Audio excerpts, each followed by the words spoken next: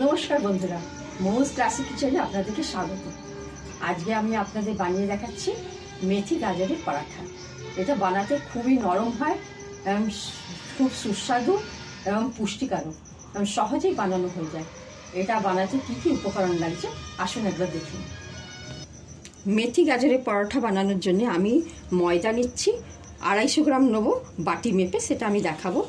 এটা ময়দা, তার সঙ্গে আমি অল্প ময়ন দেওয়ার জন্য একটু নুন দেবো, এর মধ্যে গাজর দেবো, কাসুরি মেথি দেবো আমি একটু, আর এখানে আমি একটু রিফাইন্ড অয়েল দেবো রান্না করার জন্যে, আর হালকা হাতে গরম জল দিয়ে এটা আমি মাখবো। এবার আগে দেখে নিই এই প্রসেস কী করবো। এর মধ্যে এখানে একটা আমি পাত্র নিয়েছি যার মধ্যে আমি ময়দাটা মাখবো। এই একটা বাটি যেটা দিয়ে মেপে আমি ময়দাটা নেবো।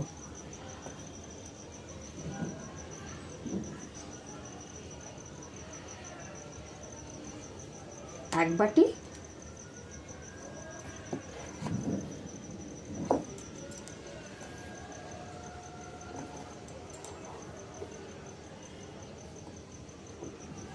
এই যে 2 বাটি মেপে আমি ময়দাটা নিলাম। এটা 250 গ্রাম। এবার এর মধ্যে আমি ময়নের জন্য একটু নুন দেব আন্দাজ মতন, আর 2 চামচ, আমি বড় চামচের 2 চামচ ময়ন দেওয়ার জন্যে আমি সাদা তেল দিলাম।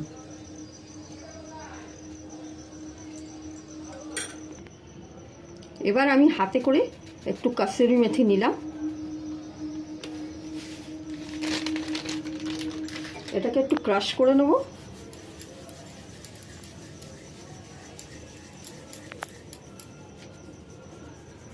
দিয়ে দেব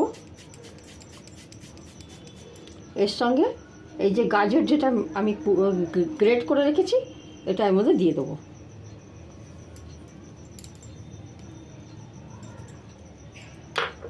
এবার ভালো করে এটাকে মাখবো, শুকনোই মাখবো। যেহেতু আমি ময়দা শুধু নিয়েছি এই জন্য 2 বড় চামচ আমি এর মধ্যে সাদা তেল দিয়েছি, আর যদি আমি আটা ময়দা মিশিয়ে নিই তাহলে কিন্তু 1.5 চামচ দেবো সাদা তেল। আর যদি শুধু আমি আটা নিই, তাহলে আটার ময়ন দিই, তাহলে তার মধ্যে আমি কিন্তু শুধু নুন দিয়েই মাখবো, কোনো রকম তেলের ময়ন দেবো না। এটা এই জন্যেই বলছি, যারা নববধূ শ্বশুরবাড়িতে রান্নাঘরে প্রথম কদম রেখে রান্না করতে যায়, তখন তারা তো রান্না জানে না, তারা তো বিভিন্ন কাজে ব্যস্ত থাকে, পড়াশোনা নিয়ে ব্যস্ত থাকে, কি রান্না করবে তারা বুঝতে পারে না। তখন তারা এই চ্যানেলে এই জিনিসগুলো দেখে ও বুঝতে পারবে কি করে রান্নাগুলো দেখে বানিয়ে শ্বশুরবাড়ির লোকেদের মন জয় করতে পারবে। এই যে ময়ন ভালো করে মাখা হয়ে গেল, এবার এতে হালকা হাতে গরম জল দিয়ে অল্প অল্প করে আমি এটাকে মাখবো। একবারে পুরো জল দেব না, অল্প অল্প করে জল দিয়ে এটাকে মাখবো। এটা আমি কসুরি মেথি দিয়েছি, যদি কেউ মেথি শাক দিয়েও করতে চায় তাহলে মেথি শাক ভালো করে পাতার দিকটা নিয়ে ভালো করে ধুয়ে একটা প্রেসারে সিটি বাজিয়ে সেই শাকটাকে নিয়েও এর মধ্যে মেখে নিতে পারবে। আমি কসুরি মেথি দিচ্ছি, তার জায়গায় ওই শাকটা দিয়ে দেবে, আর গাজর তো দেবেই। ময়ন যেমন দিয়েছি আর নুন যেমন দিয়েছি সেরামই দেবে, দিয়ে সেটা দিয়েও করতে পারে।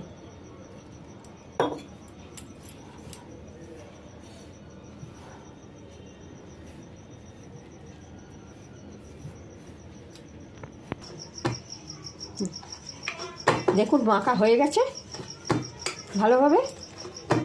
এবার হাত দিয়ে টিপে দেখাচ্ছি, দেখুন উঠে আসছে, তার মানে মাখাটা পারফেক্ট হয়েছে। এবার এটাকে 5 মিনিটের জন্য ঢেকে রাখবো। পরোটা বানানোর জন্যে আমি গ্যাসটা অন করব আর চাকুটা বসাবো।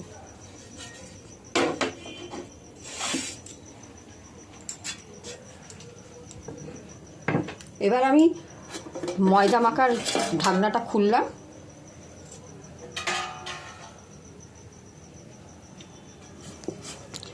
ময়দাটাকে আবার নেচি বানাবো।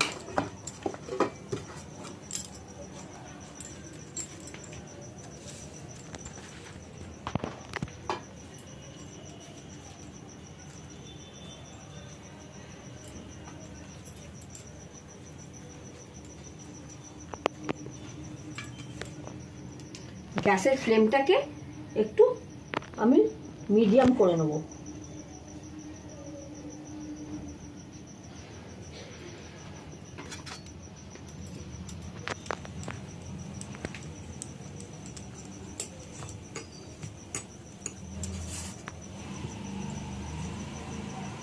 এবার তেলে বুলিয়ে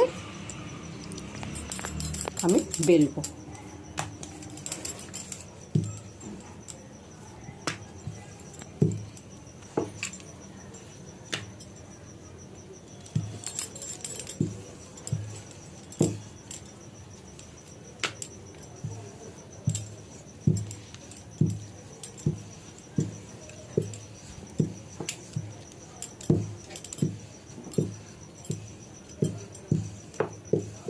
পাতলা করে বেলবো।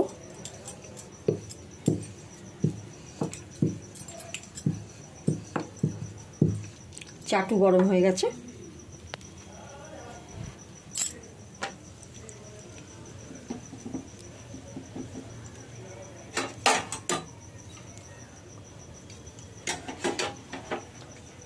এবার হচ্ছে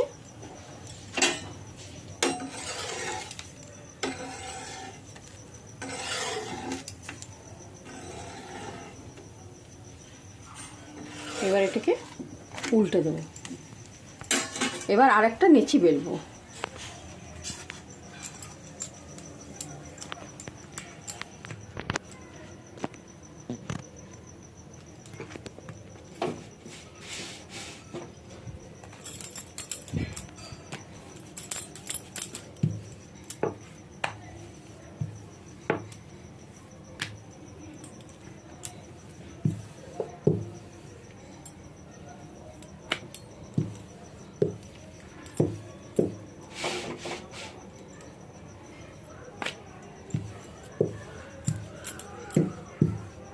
পাতলা করে বেললাম।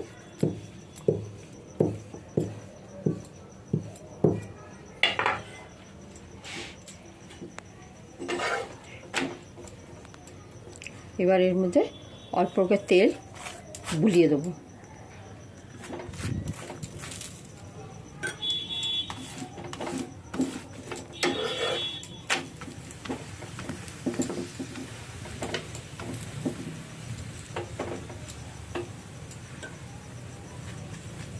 তেলটাকে জাস্ট বুলোবো, তেল দেবো না বেশি।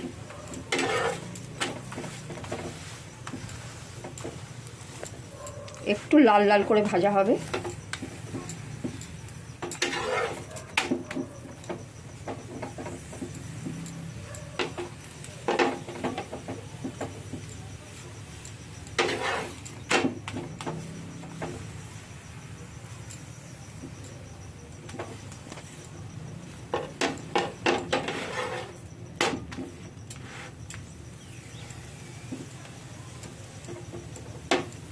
ফ্লেমটা আমি কিন্তু মিডিয়ামেই রেখেছি।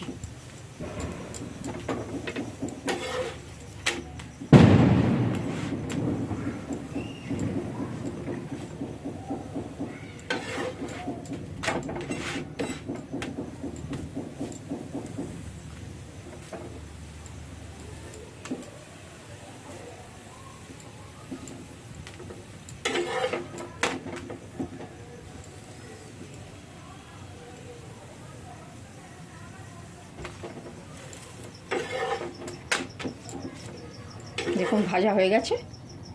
এটাকে একটা প্লেটে তুলে নিলাম। এরম আরেকটা পরোটা এর উপরে দিয়ে দিলাম।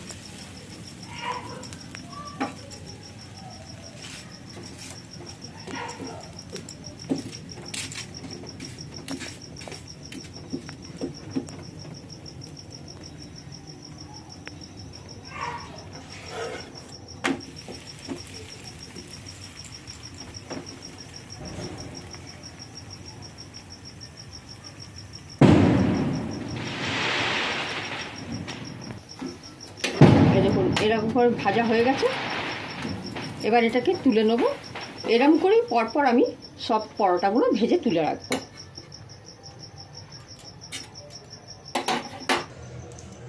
এই যে পরোটাগুলো আমি ভেজে সবগুলো তুলে নিলাম।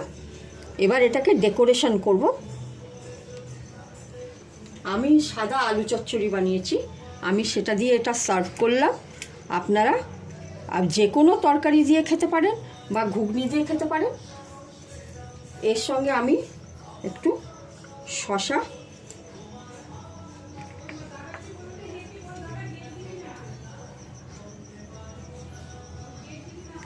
আর ধনেপাতা দিয়ে ডেকোরেশন করে দিলাম।